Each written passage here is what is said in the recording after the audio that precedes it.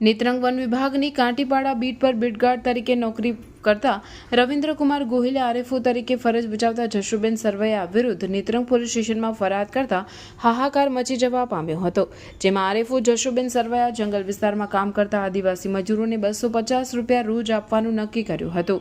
પરંતુ લઘુત્તમ વેતન કરતાં ઓછું 200 જેટલું જ રોજ ચૂકવી તમામ આદિવાસી મજૂરોની હાકલપટ્ટી કરી નાખી અને ગોધરા વિસ્તારના મજૂરો બોલાવીને જંગલ વિસ્તારમાં કામ કરાવવા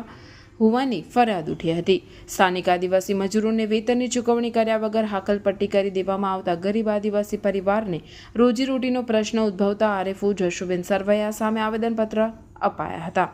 જેની ફરિયાદ વન વિભાગના ઉચ્ચ અધિકારીઓ અને છેક ગાંધીનગર વન મંત્રી સુધી પહોંચી હતી। તેવા સંજોગોમાં નેત્રંગ આરએફઓ જશુબેન સરવૈયાની શિલ્ડ લેબોરેટરી પાલનપુર બનાસકાંઠા અને બીટગાર્ડ રવિન્દ્રકુમાર ગોહિલની કાકરા પાસ ટ્રેનિંગ સેન્ટર સિકંદર માખણની નર્મદા સામાજિક વનીકરણ રાજપીપળા અને અશ્વિન બારૈયાની શિવરાજપુર રેન્જ રાજપીપળા ખાતે બદલીનો ઓર્ડર કરતા ખળભળાટ મચી જવા પામ્યો છે।